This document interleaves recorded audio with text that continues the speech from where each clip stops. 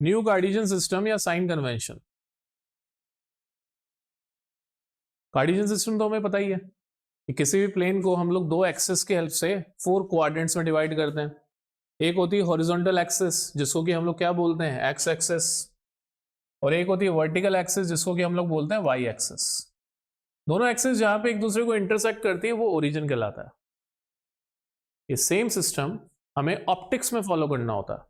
Optics मतलब physics की वो ब्रांच जिसमें हम लोग लाइट, लेंसेज और मिरर्स की स्टडी कर रहे होते हैं या फिर लाइट के नेचर की स्टडी कर रहे होते हैं। So according to this new Cartesian system of mirrors, the pole of the mirror is always considered as the origin. तो पोल को हम लोग कहां कंसिडर कर लेते हैं? ओरिजिन पे। And the principal axis is considered as the x axis. देखो वहां पे एक्स एक्सिस मैंने बना रखा है।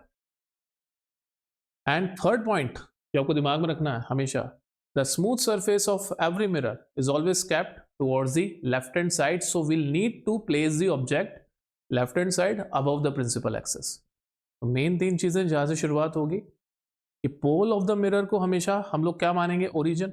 ओरिजिन बोलने से मतलब क्या है कि सारी की सारी डिस्टेंसेस किसी भी कार्टेशियन सिस्टम में हम लोग कहां से मेजर करते हैं? ओरिजिन से। तो यहां पे हम लोग कहां से मेजर करेंगे? पोल से। पहली चीज।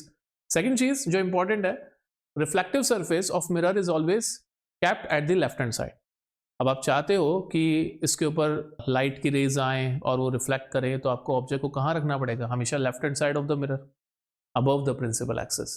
एंड थर्ड, यहाँ पे प्रिंसिपल एक्सिस जो होती है वो एक्स एक्सिस की तरह ट्रीट करी जाती है। आसान सी बात है।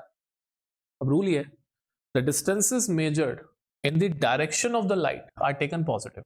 देखो ऑब्जेक्ट को हमने यहां रख दिया है भी, ऑब्वियसली जो इससे लाइट आएगी वो किधर की तरफ जाएगी? मिरर की तरफ जाएगी, और हमें मिरर की तरफ जाने वाली लाइट ही लेनी है। इसी में हम लोग इसी में इंटरेस्टेड है। तो डायरेक्शन ऑफ लाइट क्या होगी? Left to right. अब जितनी भी डिस्टेंसेस हम लोग लेफ्ट टू राइट मेजर करेंगे ना, वो सब पॉजिटिव होंगे। The distances measured in the opposite direction of light are taken negative. ठीक है, कौन सी लाइट की डायरेक्शन की बात हो रही है? यहाँ पे इंसिडेंट लाइट की बात हो रही है। तो जब भी हम इंसिडेंट लाइट के ऑपोजिट डायरेक्शन में जाएंगे तो डिस्टेंस नेगेटिव ली जाएगी, और इंसिडेंट लाइट की सेम डायरेक्शन में जाएंगे तो डिस्टेंस क्या ली जाएगी? पॉजिटिव ली जाएगी। देखो नेगेटिव पॉजिटिव। तो इस केस में अगर आप ऑब्जर्व करो, ऑब्जेक्ट को कहां रखा हम लोगों ने? लेफ्ट में। ऑब्जेक्ट से लाइट कैसे जा रही है? Left to right. हम लोगों को अगर ऑब्जेक्ट डिस्टेंस मेजर करनी हो तो हमें कहां से आना पड़ेगा? पोल से चल के राइट टू लेफ्ट आना पड़ेगा। तो राइट टू लेफ्ट आ रहे हैं हम लोग, मतलब इसका ये हुआ कि हम लोग इंसिडेंट लाइट के ऑपोजिट डायरेक्शन में आ रहे हैं। तो हो ना हो ऑब्जेक्ट की डिस्टेंस कैसे ली जाती है? नेगेटिव। इसी वजह से ऑब्जेक्ट की डिस्टेंस क्या बन जाती है? नेगेटिव।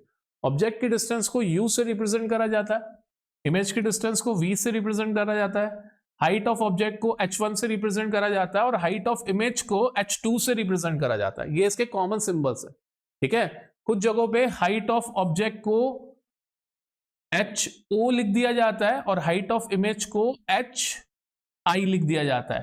ठीक है, so again the distances measured in the direction of incident light are taken positive, and the distances measured in the opposite direction of the light are taken negative, where we calculate these distances or we measure these distances from the pole.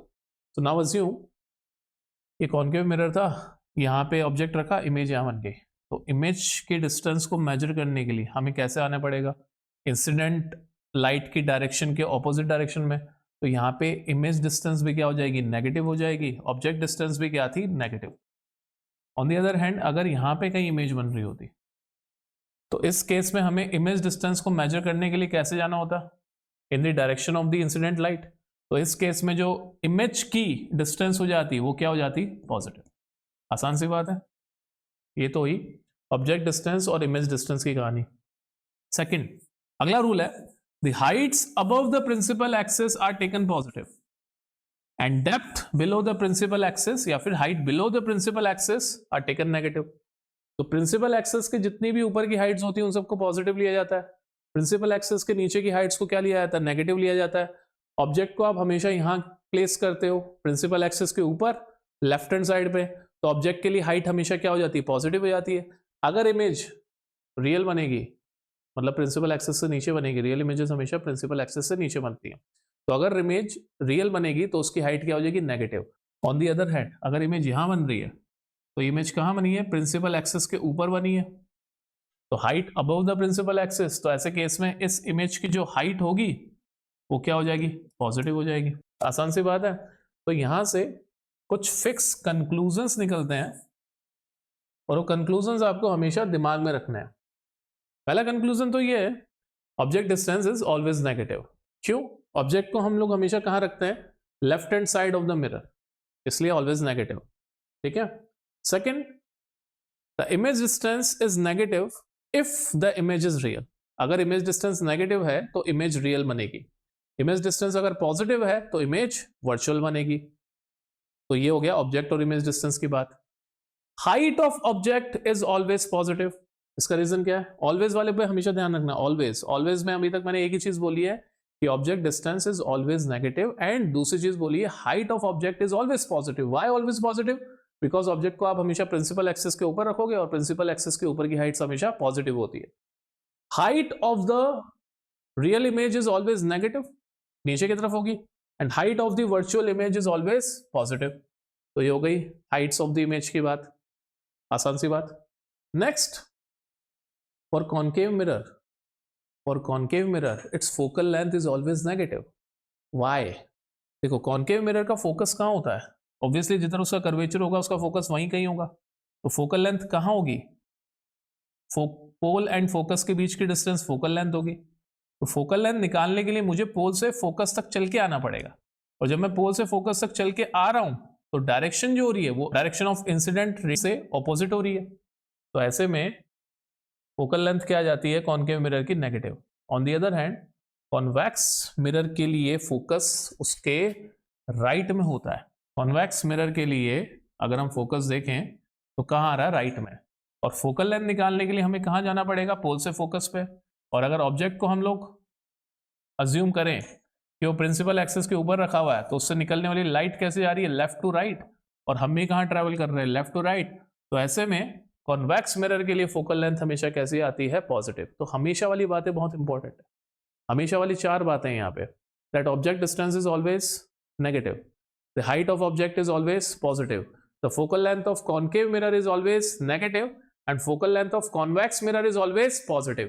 तो ये हमेशा वाली बातें दिमाग में रखना। बाकी और हमेशा वाली बात भी है that when image is real it's height is negative and it's distance is also negative. ये भी हमेशा वाली बात है। तो इमेज के लिए 2 केसेस बन रहे हैं ना, इसलिए मैं हमेशा वाली बात नहीं बोल रहा हूं। अगर किसी इमेज के लिए हाइट नेगेटिव है तो वो रियल है, अगर किसी इमेज के लिए डिस्टेंस नेगेटिव है तो वो रियल है, अगर किसी इमेज के लिए हाइट पॉजिटिव है तो वो वर्चुअल है, और अगर किसी इमेज के लिए डिस्टेंस पॉजिटिव है तो भी वो वर्चुअल है। आसान सी बात है, याद रहेगा, और ये बहुत काम आने वाला है हमारे।